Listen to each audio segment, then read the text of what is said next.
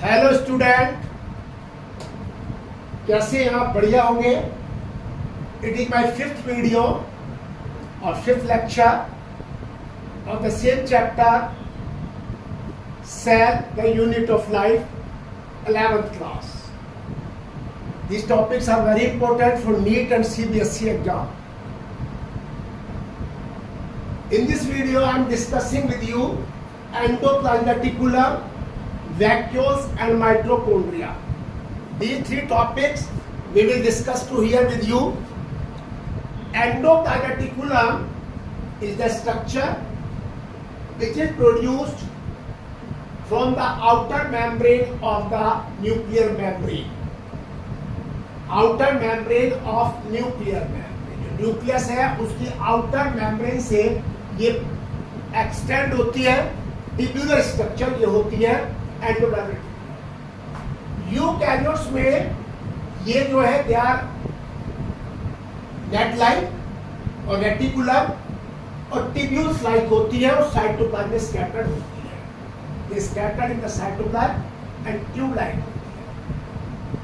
Endoplasmic reticulum जो tubular structure उसमें इसको दो हिस्सों में डिवाइड किया on the basis of the space, जो इंट्रासेल स्पेस है उसके base. One space, one type luminal compartment. This is the compartment which is present inside the tubules.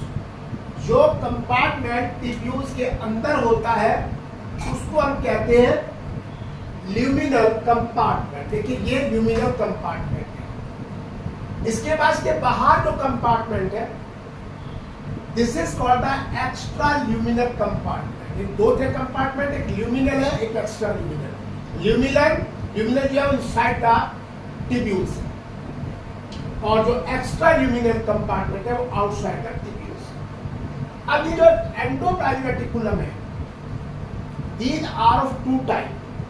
Number one rough endoplasmic reticulum, second is the smooth endoplasmic reticulum. दो तरह के reticulum है, endoplasmic reticulum and smooth endoplasmic reticulum. जो rough endoplasmic reticulum है these are those endoplasmic reticulum which bear the ribosome, जो ribosome को beer करते हैं ऑन द आउटर सरफेस, उन्हें कहते हैं rough endoplasmic reticulum. And smooth are those endoplasmic reticulum which do not bear the ribosome on their outer surface. उनके outer surface पर कोई भी राइबोसोम नहीं होता, इसको आप स्मूथ एंडोप्लाज्मिक रेटिकुलम कहेंगे। अभी जो पहला है जो रफ एंडोप्लाज्मिक रेटिकुलम है ये synthesise the lipid and steroidal hormones. जो हमारे स्टीरॉयड्स होते हैं और जो स्टीरॉयडल हार्मोन्स होते हैं उनको ये रफ एंडोप्लाज्मिक रेटिकुलम सिक्रीट करते हैं। और जो आपका स्मूथ एंडोप्लाज्मिक रेटिकुलम है ये हमारा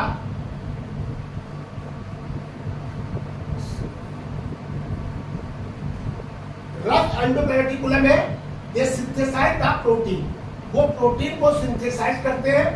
और जो आपके स्मूथ एंडोप्लाज्मिक रेटिकुलम है वो लिपिड और स्टीरॉयडल हार्मोन्स को प्रोड्यूस करते हैं। अब यहाँ पर वैक्यूल्स आती है। देखिए वैक्यूल जो है they are present in a cell, ये सेल के अंदर प्रेजेंट होती है। सेल में प्रेजेंट होती है तो यहाँ पर सेल के अंदर the space is occupied by a membrane which is called tonoplast. जो मेम्ब्रेन है जो यहाँ कंपार्टमेंट बना रही है इनसाइड द सेल, इसको कहते हैं टोलोप्लास्ट। और ये जो टोलोप्लास्ट है जो स्पेस बनाती है इसको हम वैक्यूल्स कहते हैं। इन वैक्यूल में यहाँ पर सेल सैप होता है, सेल जूस होता है। Vacuoles are filled with a liquid which is called cell sap और सेल जूस। इस सेल जूस के अंदर वाटर होता है, एक्सक्रीटरी प्रोडक्ट्स होते हैं और वेस्ट मटेरियल होती है। इनकी कंसंट्रेशन साइटोप्लाज्म की कंसंट्रेशन से ज्यादा होती है, यानी कि concentration of cell sap is higher than the concentration of cytoplasm. अब ये टोनोप्लास्ट जो मेम्ब्रेन है, ये help in the transportation of ions and material against the concentration gradient, यानी कि लोअर कंसंट्रेशन से हायर कंसंट्रेशन की तरफ सब्सटेंस जाते हैं, इसलिए वैक्यूल्स की कंसंट्रेशन जाता है in comparison to the cytoplasm. Vacuole जो है it occupies the 90% volume of the cell.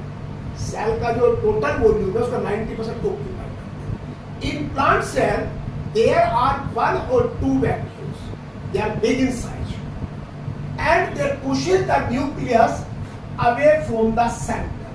ये न्यूक्लियस है, इस न्यूक्लियस को ये pushes away from the center, centre से दूर और सेंटर में नहीं रहने देती न्यूक्लियस को in plant cell. In animal cell, the vacuoles are many and small size, but they do not push the nucleus from the center. It means in animal cell, nucleus is present in the center.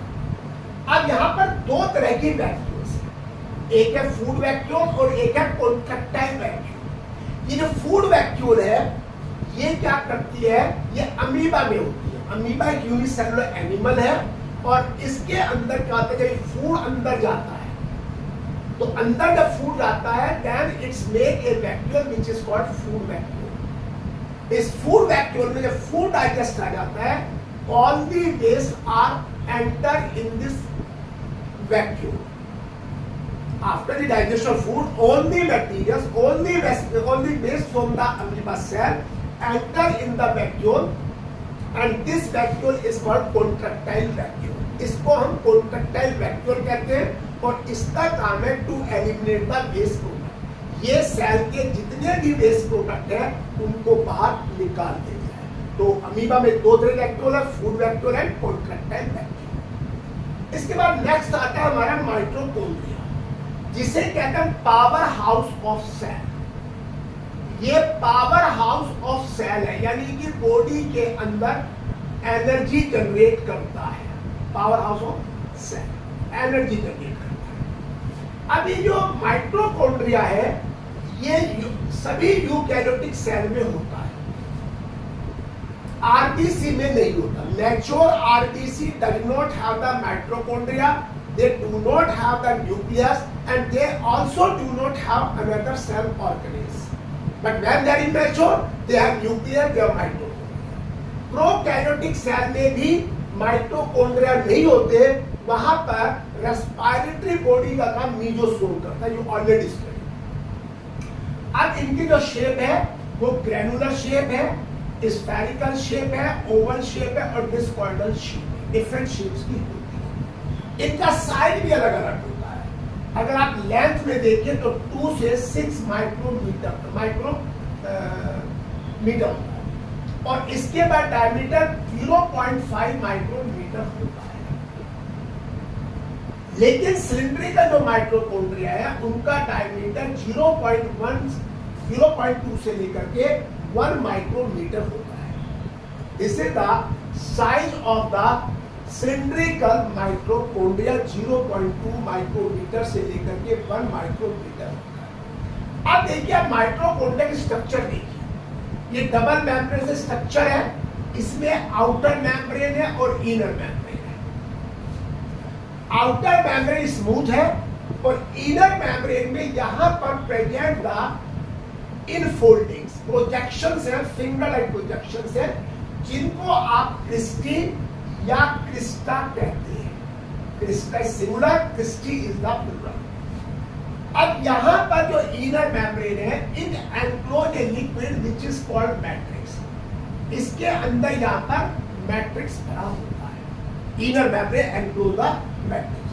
अब यहां पर जो ये आपके Christie हैं, इन पर यहां पर ऑक्सीसोम्स या F1 पार्टिकल्स या F0 F1 पार्टिकल्स प्रेजेंट होते हैं।